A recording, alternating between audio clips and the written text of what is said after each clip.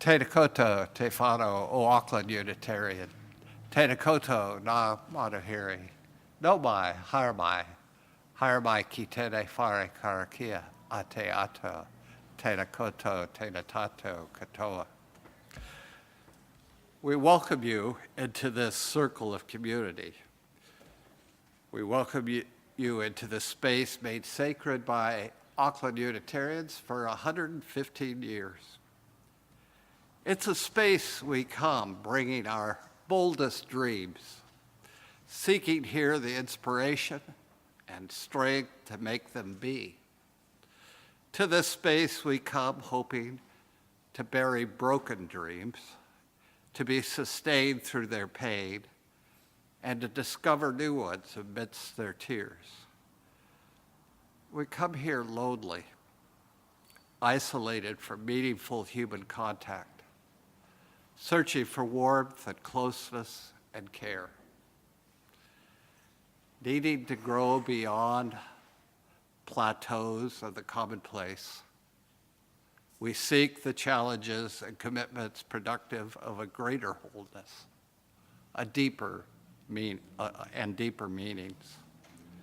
We come intense and constructed, hoping for encouragement to shed our pretenses and to be ourselves. Filled with despair and self-doubt, we seek affirmations, prodding us to say yes to ourselves and to life. Somehow always putting happiness ahead of ourselves. We enter this place trusting that what happens here will enable us to make and to accept a little bit of it now, today. Strange place, this sacred space. Here we cry, sing, laugh, hurt, dance, touch, survive, celebrate, grow, search, doubt, hope, rejoice, pray, trust, care, learn, think, wonder, be, become. Welcome to this space.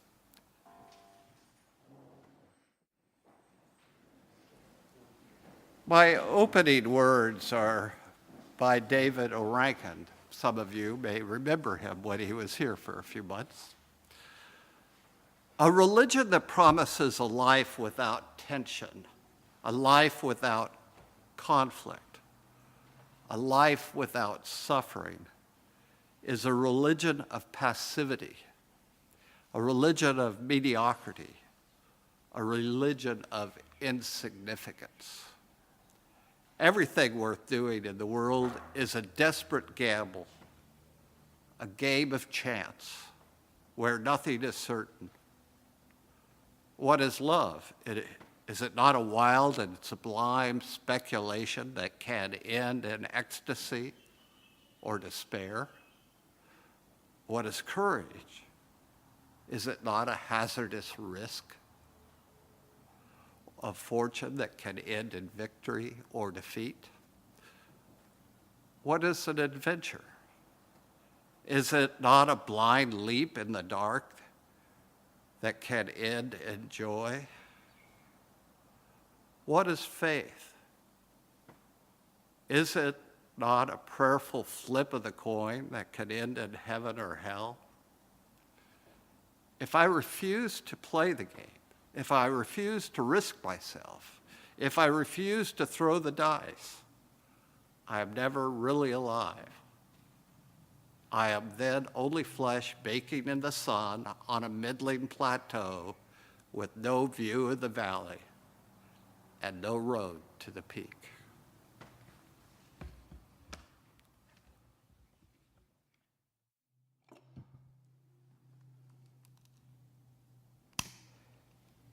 In a world filled with darkness, the darkness of ignorance, let us bring the light of reason. In a world filled with the darkness of despair, may we share the light of hope. In a world filled with the darkness of hate, let us shine the light of love.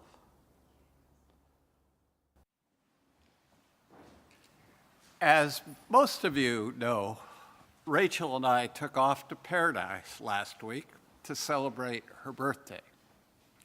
We hope to get off the grid on a 14-hectare island, 45 minutes by boat from Nadi, Fiji. We weren't disappointed. We did find paradise. Temperatures in the low 30s, gentle tropical breezes, sea turtles to feed, excellent food served by friendly staff, coral gardens, and a flamboyant tapestry of diverse fish feeding on them, oblivious to their face-masked observers. Time to read books with no obvious use for a future sermon. On hammocks strapped to coconut palms, interrupted by colorful parrots squawking overhead. Yes, it was paradise, but sadly, I must report it is nearly lost. They have Wi-Fi. Paradise is officially on the grid. Rachel was still able to edit and send out the newsletter. I still had a few work emails that needed attention. Yes, we could have left our devices at home, but our boarding passes and travel documents were on them, as well as books we were reading. Yes, we could have turned them off once on the island, but that would have taken more fortitude than either of us seems to possess. We have been conditioned by technology to feel lost if we don't know what's happening everywhere in the world at our fingertips. This is true even though I have never been a fan of horror movies. Now you wonder what that has to do. Yet having so much access to serious problems around the world reveals that we live in frightening times. Certainly the most frightening of my lifetime. How frightening? Naomi Klein summarized the horror better than I could in a recent speech at the UK Labor Conference that she gave the day we left for paradise. From heads of state tweeting threats of nuclear annihilation to whole regions rocked by climate chaos, to thousands of migrants drowning off the coast of Europe, to openly racist parties gaining ground. It feels like there are a lot of reasons to be pessimistic about our collective future. She goes on to say, to take one example, the Caribbean and southern United States are in the midst of an unprecedented hurricane season, pounded by storm after storm. Puerto Rico, hit by Irma, then Maria, is entirely without power and could be for months. Its water and communication systems severely compromised. But just as during Hurricane Katrina, the cavalry is missing in action. Donald Trump is too busy trying to get black athletes fired for daring to shine a spotlight on racist violence.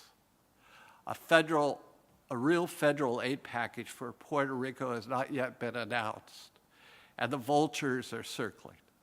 The business press reports that the only way for Puerto Rico to get the lights back on is to sell off its electricity utility.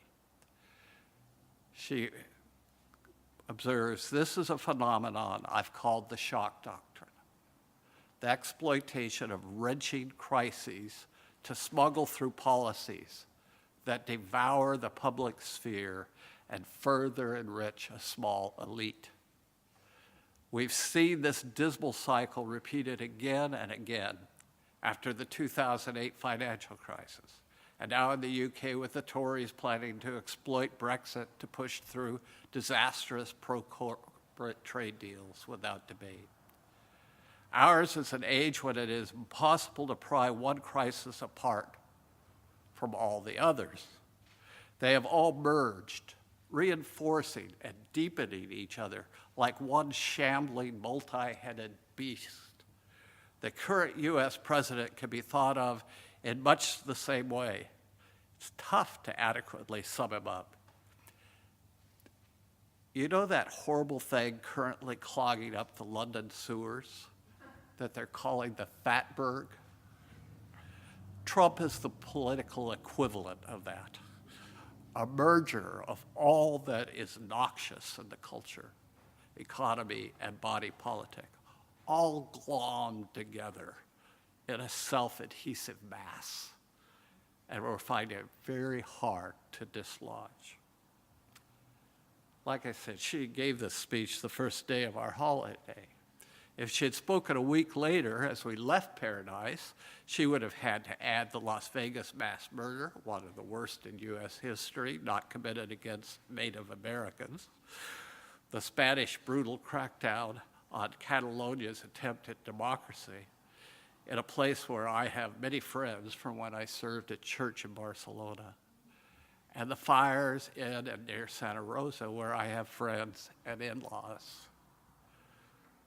While sitting on a white beach, gazing at blue skies and crystal clear waters, gently stroking the shore, a line from my past came to mind.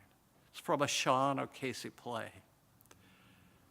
As I contemplated with considerable despair the world beyond this idyllic setting, I thought of the line, the whole world's in a terrible state of chassis. That's chaos. It's from a play, Juno and the Paycock, written in 1922, during the chaotic turbulence of the Irish Civil War.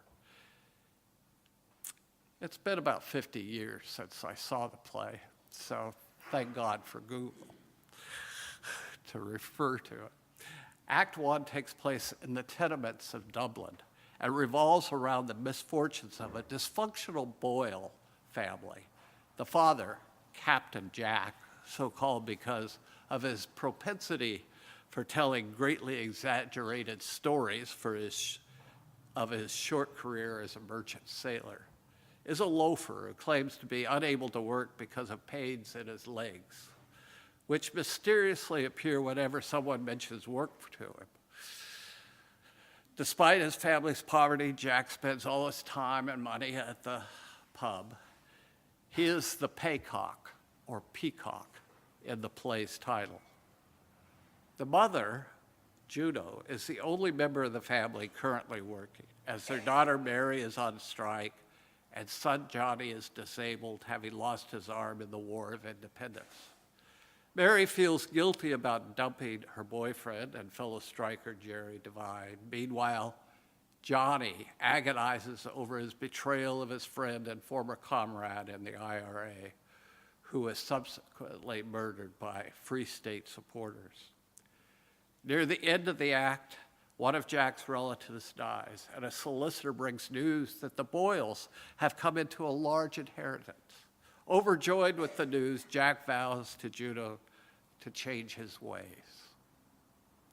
At Act 2, a mere 2 days after receiving news of the bequest, Jack has already begun flaunting his newfound wealth by purchasing luxuries on credit and anticipating receiving the inheritance. The Boyles throw a party during which the funeral procession of Johnny's friend passes the tenement.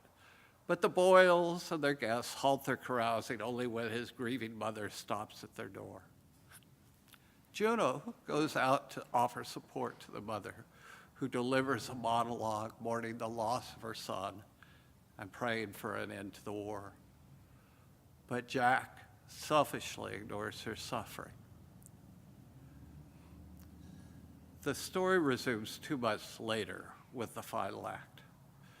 Mary is revealed to be carrying the solicitor's child out of wedlock. He has deserted her and left the country in shame. Turns out that the will has been bungled and the Boyles will receive nothing from the inheritance. The creditors swarm to reclaiming Captain Jack's luxuries. Johnny upbraids his father for embarrassing the family. Juno returns alone and delivers the news of Mary's pregnancy. As Juno pleads with Jack to use the leftover money from the inheritance to move the family to a different city, he angrily he angrily reveals that they will receive nothing. Unable to cope with the stress of the situation, Jack disowns Mary and retreats to the pub. Johnny persuades Juno to follow Jack and beg him to come home. Mary returns, and Johnny disowns her as well. Jerry Devine shows up to patch things up with Mary, but he too renounces her when he learns of her pregnancy. As the last of Jack's fancy new furniture is being repossessed, several IRA men arrive and drag Johnny away. Juno later hears that a body resembling Johnny's has been found on a country road riddled with bullets. Juno decides that Jack will never take on his responsibilities as a father and breadwinner, so she leaves to make a better life for herself and Mary. She sends Mary to live with a relative, and before going to the police station to identify Johnny's body, delivers a monologue that echoes her grieving friends in Act 2. Sometime later, Jack stumbles home from the pub, extremely drunk and unaware that his son is dead or that his wife and daughter have left him. After a brief conversation with his drinking buddy, Jack accidentally drops his last sixpence on the floor. He drunkenly mourns that the whole world's in a terrible state of chassis before passing out. Juno is clearly the hero of the story. She has much in common with her Roman goddess namesake. The Roman goddess is portrayed with peacocks that draw her chariot. The peacocks Ocasses Juno lives with are her children and husband. She is the goddess of the hearth, presenting a positive role model for her dysfunctional family. She rejects the ideology of her children. Keeping her family fed is more important. Like the goddess, she is flawed and makes mistakes, but she learns from them and is transformed by them, unlike her husband. O'Casey portrays her as the genius of womanhood, able to survive life's most difficult hardships. It is from her we are to learn how to cope during horrific times. Certainly, O'Casey lived through harsh times in Irish history: the War of Independence, the Civil War, Easter Sunday, World War I. He grew up in Dublin's tenements, and it was his mother, upon whom Juno was based, who kept the family together. Unlike most of his contemporary playwrights, O'Casey did not focus so much on Irish nationalism as on the suffering of the working class. This was not just an Irish problem. Between 1905 and 1925, there was a deep pessimism about the state of the world that evolved from society's already critical feeling of utter disaster and imminent catastrophe caused, for example, by the global economic crisis we call the Great Depression. This pessimism was especially true in Germany, sparked by the reign of the last emperor of Germany, Wilhelm II. Due to the arms race between European colonial powers, his rule had the relatively young German nation embrace the militaristic tradition of its strongest constituent, Prussia. This pushed German society into a strong belief in authority instead of humanity. This rise of dehumanization and depersonalization was additionally furthered by industrialization and its consequences.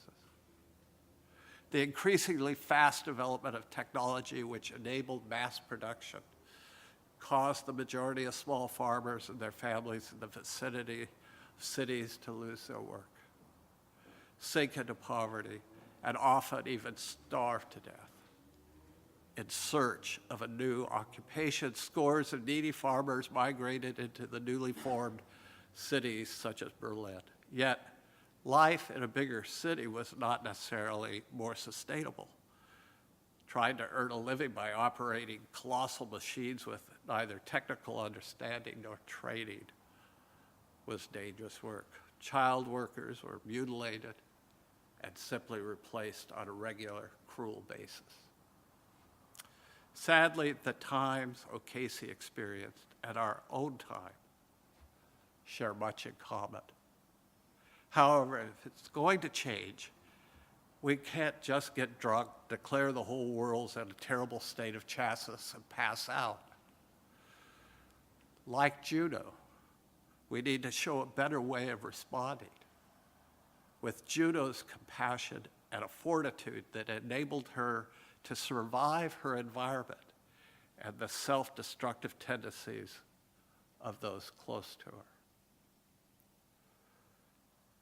Naomi Klein may have a little Juno in her. At her labor address, she went on to declare that the shock doctrine did not have to be the last word on our circumstances. Moments in crisis need not become opportunities for the obscenely wealthy to grab still more. They can be moments when we can find our best selves. We all witnessed this in the aftermath of all the great catastrophic events. The fire at Grenfell Tower, Houston, Puerto Rico, Las Vegas, Barcelona, Santa Rosa. When the people responsible were missing in action, the community came together, held one another in their care, organized donations, and advocated for the living and for the dead. It is not only at the grassroots level. There is a long and proud history of crises sparking progressive transformation on societal scale. Think of the victories won by working people for social housing in the wake of the First World War, or for the National Health Service after the horrors of the Second World War. This should remind us that moments of great crisis and peril do not need to knock us backwards. They can catapult us forward. But these transformative victories are never won by simply resisting or saying no to the latest outrage or drowning ourselves in our sorrows, bemoaning the world's terrible state of chassis. To win in a moment of true crisis, we also need a bold and forward-looking yes, a plan for how to rebuild and respond to the underlying causes. And that plan needs to be convincing, credible, and most of all, captivating. We have to help a weary and wary public to imagine itself into that better world. Klein says we can and must do more to connect the dots between economic injustice, racial injustice, and gender injustice. We need to draw out the connections between the gig economy, which is casual work, which treats human beings like a raw resource from which to extract wealth and then discard, and the dig economy, in which extractive companies treat the earth in precisely the same careless way.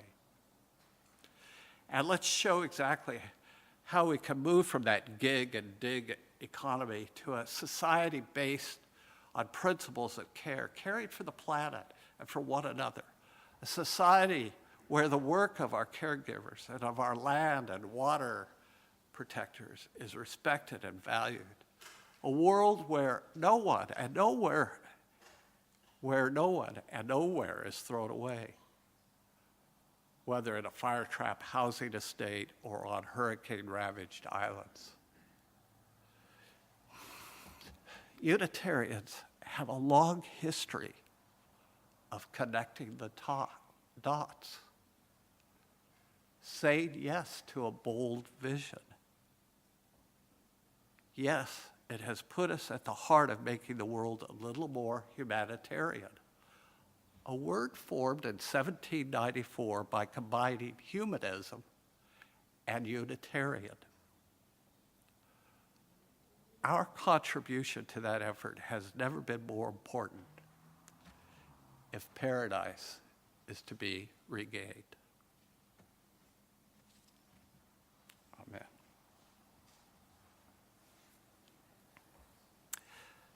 For our meditation,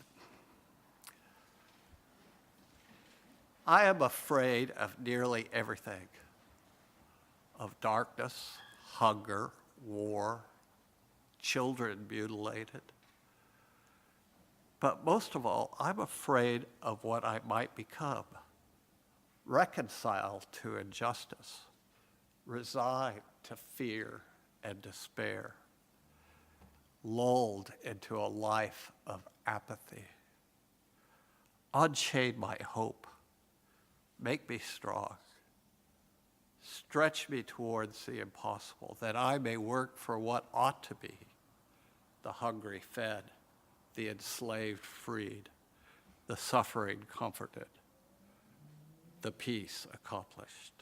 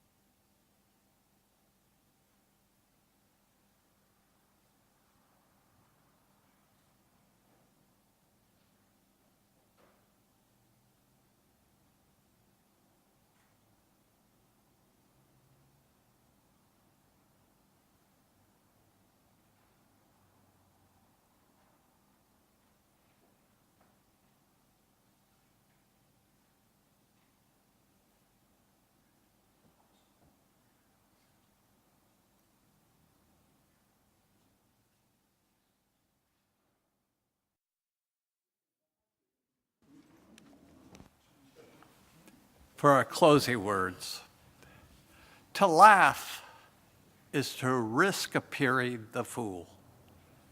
To weep is to risk appearing sentimental. To reach out for another is to risk exposing our true self.